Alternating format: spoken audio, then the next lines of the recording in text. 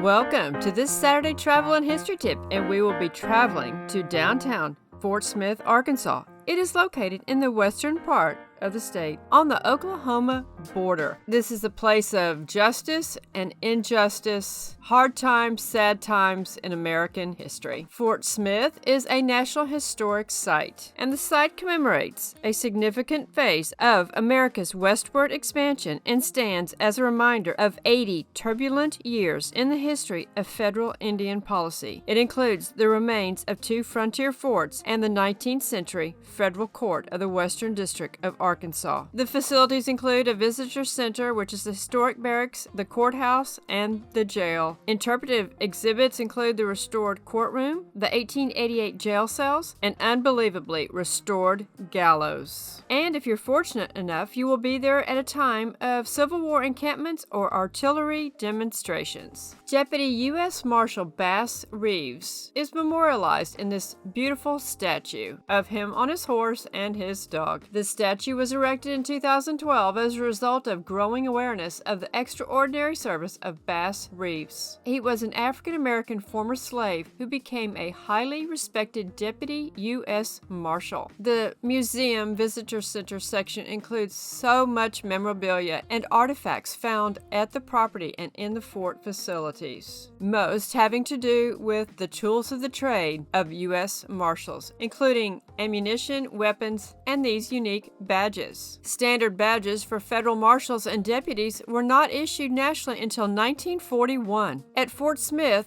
deputies made their own badges or bought them from badge companies or local sources. I thought that was exceedingly interesting. This was a fort of law and justice. It included jail cells. During the day, prisoners could leave their cells and roam through the iron cage. Each night, guards signaled the prisoners to return to their cells by running a rod through the iron bars and jingling it. The U.S. Marshals would bring criminals to this facility to be tried and, in many cases, to be hung. This display had this man's noteworthy last words. The most vivid narratives on what led to a life of crime were spoken by men on the gallows. In their last words, the condemned might cite their parents or friends as bad influences, or they might blame their troubles on whiskey. Others claimed self-defense, saying that if they had not acted as they did, they would surely have lost their own lives. This one man says, "I was not raised right, and that is the very reason I am in this fix now. I have no father nor mother living. My mother tried to teach me right, but I would not listen to her." Many of the artifacts are graphic, such as this rope,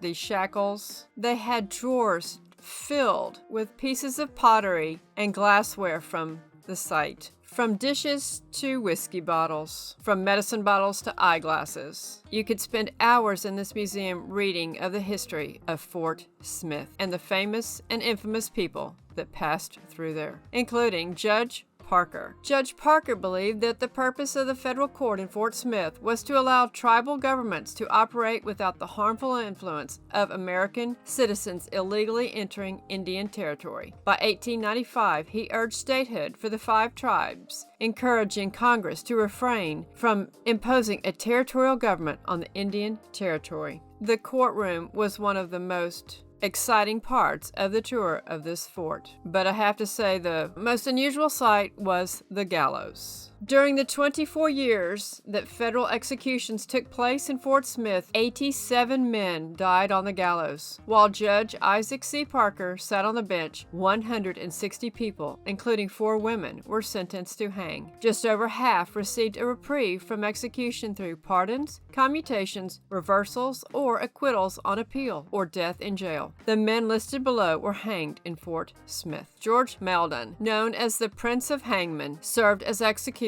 at over half of the Fort Smith hangings. With the largest criminal jurisdiction of any federal court at the time, the Western District of Arkansas handled an extraordinary number of murder and rape cases. When a jury found defendants guilty in these capital cases, federal law mandated the death penalty. In Fort Smith, that meant an execution by hanging on a crude and unsightly gallows. A visitor to the city in 1893 recommended constructing a new gallows to evoke the sacredness and majesty of the law. This This was never achieved, and a year later, after the last execution, the city of Fort Smith destroyed the gallows. Judge Isaac C. Parker said, "I do not desire to hang you men. It is the law." This sketch is the only known image of the gallows. It depicts the execution of Crawford Goldsby, alias Cherokee Bill, on March 17, 1896. Although cameras were prohibited at hangings, a young man captured the scene with a Kodak, which he quickly hid in his coat. The sketch was later taken from that photograph, and we saw where Cherokee Bill surrendered from cell 14. His story is worth looking into. The Indian Territory was a jurisdiction from 1834 to 1907 on the Arkansas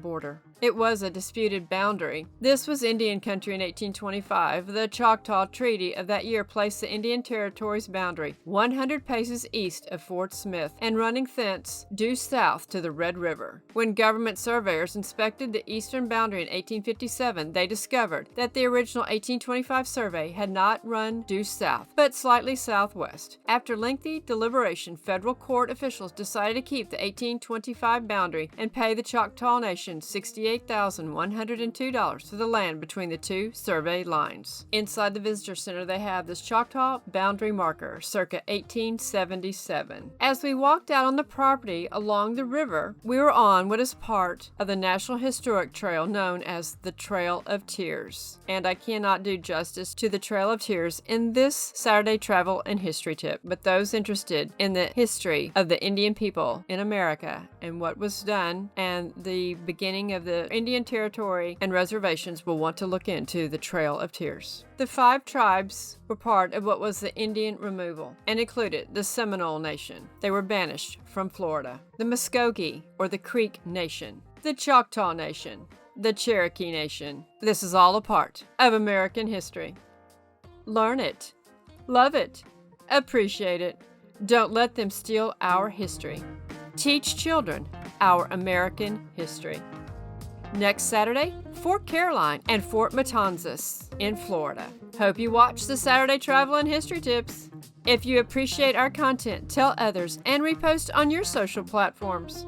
And if you missed any of our fort series, you'll want to go back and watch those. We've been to forts in Wyoming, North Dakota, Nebraska, and Kansas. Thank you.